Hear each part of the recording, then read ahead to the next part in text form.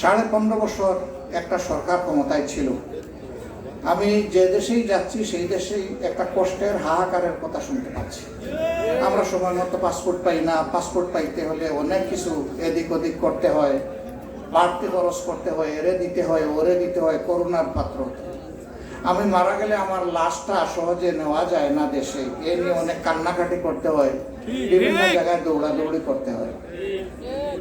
আমি দেশে আসবো সিন্ডিকেট করে এয়ারক্রাফটের ভাড়া 2 গুণ 2.5 গুণ করে ফেলা হয়েছে, যেটা আমার জন্য ছিল। আমি এখানে বিভিন্ন শরিকায় কাজ করি, কাজের ফলে আমি যে আমার ন্যায্য পাওনা পাবো অনেক ক্ষেত্রে পাই না, বঞ্চিত হই। আমার সরকার, আমার এমবেসি আমার পাশে দাঁড়ায় না। আজকে এখানে এই কথাগুলো বলেছেন আপনারা, তাহলে এমবেসি এখানে কেন? এমবেসি হচ্ছে সরকারের প্রতিনিধি, এমবেসি হচ্ছে বাংলাদেশ সরকার। এই এমবেসিকে জনগণের, এখানে যারা বাংলাদেশি প্রবাসী আছেন তাদের দুঃখ দুর্দশা দেখতে হবে। যদি আপনি না দেখেন এখানে এমবেসির কোনো দরকার নেই। এমবেসির তো দরকার আমার জন্যে, আমার দেশের জনগণের জন্যে, আমার প্রবাসী ভাইদের জন্য, বোনদের জন্যে। এখানে প্রবাসীরা কি কি ফ্যাসিলিটি ন্যায্যভাবে পাবে সেটা কোনো জায়গায় বাধাগ্রস্ত হলে এমবেসির কাজ হচ্ছে সরকারের পক্ষে এই দাবি উত্থাপন করে দেশের সরকার থেকে বুঝিয়ে সুঝিয়ে এটা আদায় করে। এই দেশ আমাদের দেশের মতো নয় যে 2 লাখ মানুষ মিছিল করে গিয়ে সরকারের কোনো দপ্তর ঘেরাও করবে, এটা সেই দেশ না। তাহলে আমার দাবিটা আদায় করে দিবে কে? এটি হচ্ছে এমবেসির কাজ। কিন্তু আমরা বিভিন্ন জায়গায় উপলব্ধি করি এমবেসি সেই দায়িত্ব তারা যথাযথভাবে পালন করছেন না। সম্মানিত ভাইয়েরা, প্রবাসীরা দেশ থেকে যাবেন, গিয়ে তারা এয়ারপোর্টে বিভিন্ন হেনস্থার শিকার হন। ইদানিং একটু কমেছে, আমরা চাই এটা বন্ধ হোক, কোনো হেনস্থা যেন না থাকে। আমরা বলবো রিমিটেন্স যোদ্ধা, তাইলে যোদ্ধা তো আমার জাতীয় বীর, বীরকে তো আমি সম্বর্ধনা দিয়ে কবুল করব, সেখানে তার উপরে জুলুম করব কেন? এমনকি অনেকে বিদেশ থেকে গেছেন, যাওয়া মাত্র কিছু দুষ্ট তার বিরুদ্ধে মামলা করে দিবে গিয়ে থানায়, থানার সাথে শয়তানি করে ষড়যন্ত্র করে তাকে হেরাস করবে, বাড়ির ছাড়া করবে, তার সম্পত্তি গ্রাস করার জন্য, অনেক সময় কলিজার টুকরাও কেড়ে নেওয়ার জন্য। এই কষ্টগুলো আপনারা মুখোমুখি হন। আবার কেউ আছে সারা জীবনের সঞ্চয় দেশে কোথাও হয়তো বা একটু বিনিয়োগ করেছেন, কিন্তু সরকারি দায়িত্ব পালনের অভাবে যথাযথ আইন পরিস্থিতি নিশ্চিত না করার কারণে তাদের আমও যায়, সালাও যায়,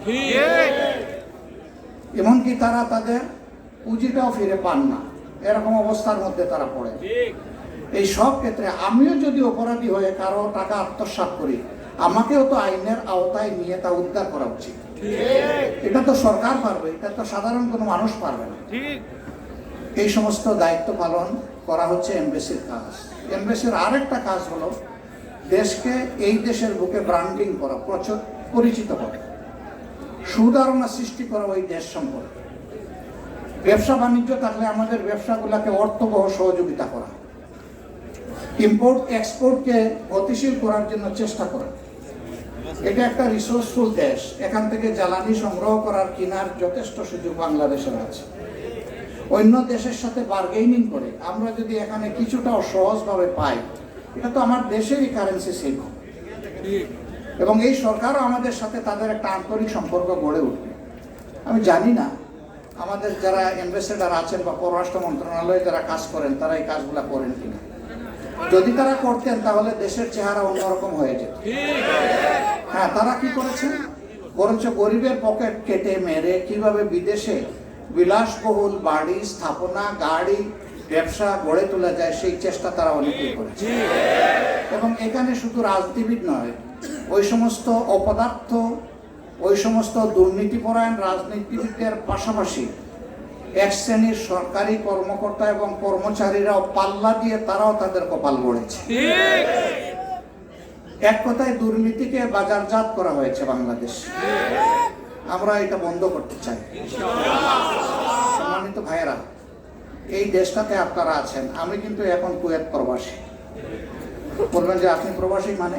1 ঘন্টাও যদি আমি এই দেশে থাকি তাহলে এই দেশের পানি পান করতেছি, এদেশের খাবার গ্রহণ করতেছি, এদেশের রাস্তা ব্যবহার করতেছি, এদেশের যানবাহন ব্যবহার করতেছি, আমার একটা দায় আছে এই দেশের। আমাকে ওই দেশকে সম্মান জানাতে হবে। অনুরূপভাবে আপনারা যারা মাসের পর মাস, বছরের পর বছর আছেন, তাদের অবশ্যই এখানে দায় আছে। তারা একটা ক্ষেত্র তৈরি করে দিয়েছেন বলেই তো আপনি এখানে আছেন। অতএব এই দেশকে আপনাদের ভালোবাসতে হবে, এই দেশের আইন শৃঙ্খলা মানতে হবে, আপনার নৈতিক চরিত্র উন্নত করতে হবে, কাজের দক্ষতার মাধ্যমে এই সমাজের কলিজা জয় করতে হবে। এইভাবে যদি আপনি আপনার দায়িত্ব পালন করেন, এই দেশ, এই সমাজ আমাদেরকে ভালোবাসবে ইনশাআল্লাহ। আর ভালোবাসার একটা ক্ষেত্র যখন তৈরি হবে, তখন আমরা সকলেই উপকৃত হব, আমাদের দেশও উপকৃত হবে। আমি আপনাদের কাছে রিমিটেন্স ক্যাম্পেইন করতে আসিনি, লাগবে না এই টাকা। কারণ আমি বিশ্বাস করি, আমি যেমন দেশকে ভালোবাসি, আমার চাইতে আপনারা বেশি ভালোবাসেন। হয়তো আপনারা বলবেন একটু বেশি আমাদেরকে খুশি করে ফেললেন নাকি? না, অবশ্যই না। আমি তো দেশে আছি, আমি দেশে থাকতে থাকতে তিতু হয়ে গিয়েছি। কখনো মায়া করে আমাকে জেলে নিয়েছে, আর কখনো দয়া করে আমাকে বাইরে